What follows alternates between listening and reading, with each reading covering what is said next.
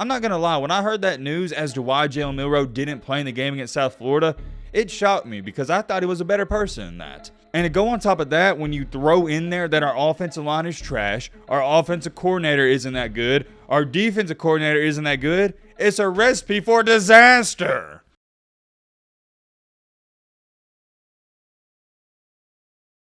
Wow, it's shocking, man. It's shocking to say the least. I got a phone call early this morning that caught me by surprise. To the public eye, we've all taken notice of this Alabama football team the past couple of weeks. We can all agree on this. They haven't looked very, what's the best way to say this, Alabama-esque. When you think of Alabama, when you think of a Nick Saban-led football team, you don't think of a team that played as poorly as they did the past 2 weeks. Especially in the South Florida game, but we'll get to that in just a second. And to the public eye at least, all we can take away from this is, you know what, maybe the run's over. Maybe Nick Saban's insane dynasty run is coming to an end, and that's okay. But, and I have a really big but, it appears to seem that's not the case. Apparently and allegedly, according to multiple sources that I've spoken to across the Tuscaloosa area, there's bigger problems going on within this team. This isn't just, Nick Saban's lost his touch. This isn't, college football's catching up to him, which may be true, but there's worse things going on. I'll put it this way, and y'all know I like to hype up situations, but I don't think this is hyping it up. Alabama has some serious real deal problems. And it sucks to say this as an Alabama fan myself, but it's reality. There's a lot of turmoil built up inside that locker room, and players are not happy, and it does make sense. Because watching that South Florida game, I'm like, man, we don't even look like we want to play. And guess what? Turns out that was the case. That's the truth. We hear the phrase, it looks like our guys didn't even want to show up today. No. That's true. Our guys didn't want to show up. It's crazy to say that, but when I tell you this information, it's going to make way more sense. I'm getting a little too far ahead of myself. We got a lot to talk about in today's video. Buckle up, strap on, get your popcorn ready, because it's going to be entertaining, to say the least. And by the way, we ain't doing no intro, none of that. We ain't got time for that, baby. We're on the road to 300,000 subscribers. We are less than 7,000 away, so if you want to help us reach our goal, consider subscribing. If you don't want to, that's cool too. Now, let's get straight into this. And by the way, I forgot to say this too. This is the one and only topic we're going to be talking about because I think it's that important. So as you saw on Saturday, Alabama beat South Florida 17-3. I assume at one point throughout the day on Saturday, every single one of you at least checked your ESPN app or you was flipping through the channels just like I do, and you was like, wait a minute, hold on, is that right? Alabama struggling with South Florida? What's going on? I'm curious. Let me know in the comment section. Am I right? Was that not your reaction to it? Because that would be my reaction to it if I wasn't tuning into the game and I just went to the ESPN app and saw that Alabama was tied with South Florida 3-3. It's just something you don't expect out of a Nick Saban-led Crimson Tide team because Alabama never struggles with teams they're supposed to beat. Alabama doesn't lose to unranked teams. Alabama doesn't even struggle with unranked teams. And that's what's made them so good. The only time Alabama ever loses is to a really good team. You are very rarely, if ever, and I can't emphasize this enough, see Alabama struggle the way they did against a non-top 25 team. It just doesn't happen, at least not under Nick Saban. And I also want to elaborate on this. South Florida isn't even like one of those good non-ranked teams. They're bad. This is a bad football team. They currently have a true freshman starting for them. Their quarterback, I believe, if I'm not mistaken, was 18 years old. It's a rebuilding program, a rebuilding team. They shouldn't even give Alabama troubles, but they did. Congrats to them. And you got to give some respect to them because they showed up. But come on now, let's not act like Alabama shouldn't have steamrolled these guys because they should have. And to make a long story short, that didn't happen. And you know what the biggest conversation was? The quarterback battle. Jalen Milroe was not the starter in this game. It was Tyler Buckner. They're giving the new Notre Dame transfer a shot, and how do I say this nicely? He sucks. He's just, man.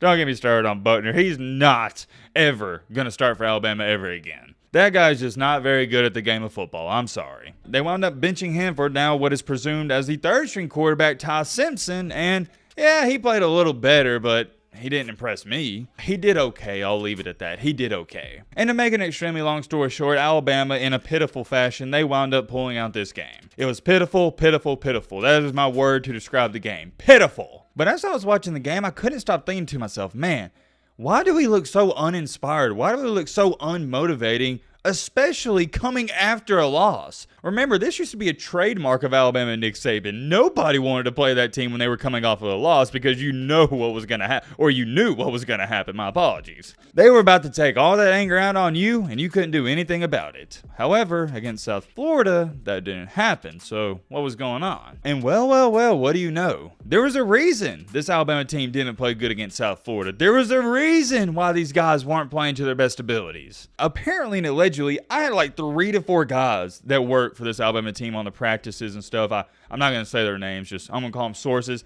I had 3 to 4 people tell me all the players were highly upset with the decision to not start Jalen Milroe. And that makes so much, and I mean so much sense to me, because if you ever played sports, you know this. If a team believes this certain player should be starting and he's not going to start, oh yeah, it changes the entire attitude of the team. If the players and coaching staff are not on the same page, it is a dumpster fire. And what's so weird about this situation is you'll see this all across college, not just college football, but college basketball, but you see it in college sports, but you never see it at Alabama. So that's what's really weird about it. The last time I could think of a situation like this was, ironically enough, Jalen Hurts and Tua Tagovailoa. You'd have to be a diehard Bama fan to remember this, but there was a lot of Bama players mad that Nick Saban wasn't starting Tua quicker than what he did, because that entire team knew Tua Tagovailoa was way better than Jalen Hurts. That's a different conversation and a different story for a different day, but if you know, you know. So that's an explanation as to why this team didn't give 100% effort, which I do understand. I don't condone it.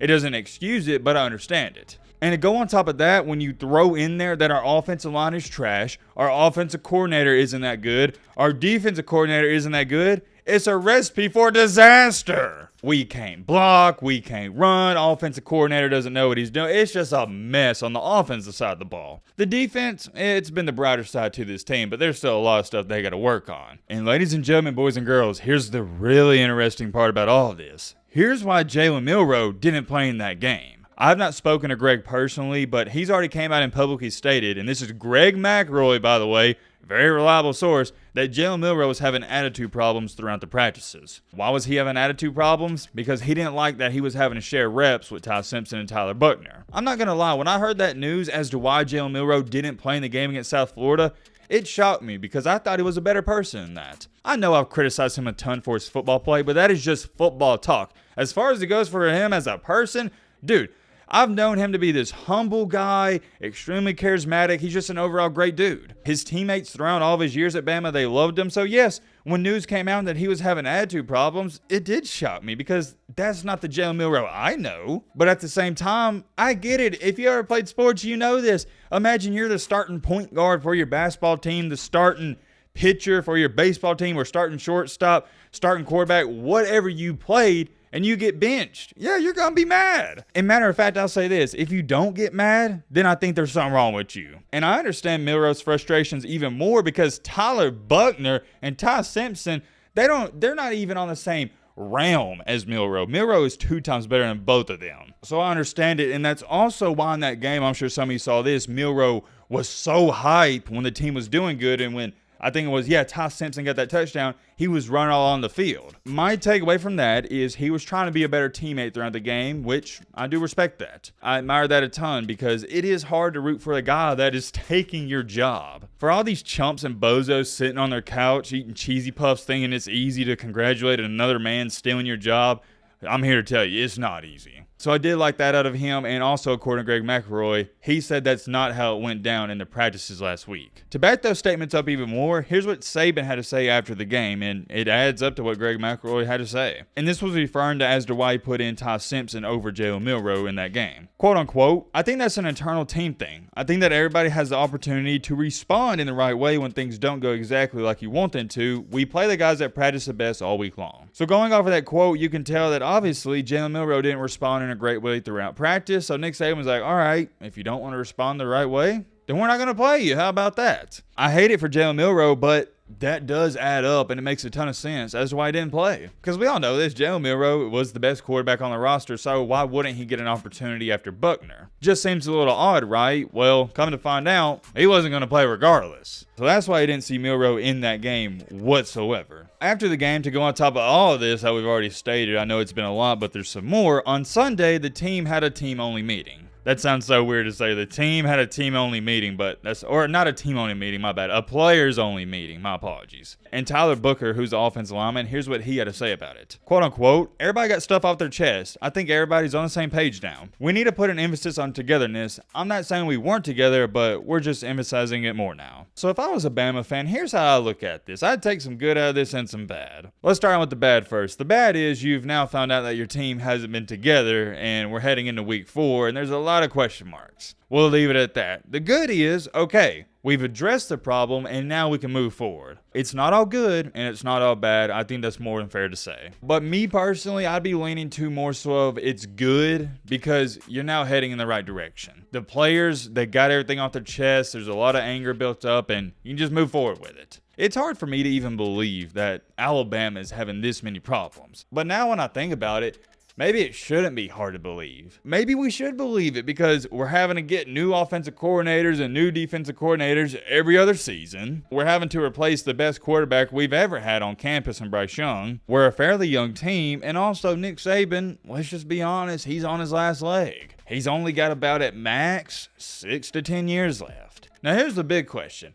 Will we be able to fix these problems? I have no idea. We gotta wait and see. I would like to assume we could piece it together and still salvage a pretty dang good season because my expectation is still high, but I also assume that we'd beat South Florida more than what we did. Weird times in Tuscaloosa, man. Weird times. I'm curious. Let me know your thoughts down below. But, Robert!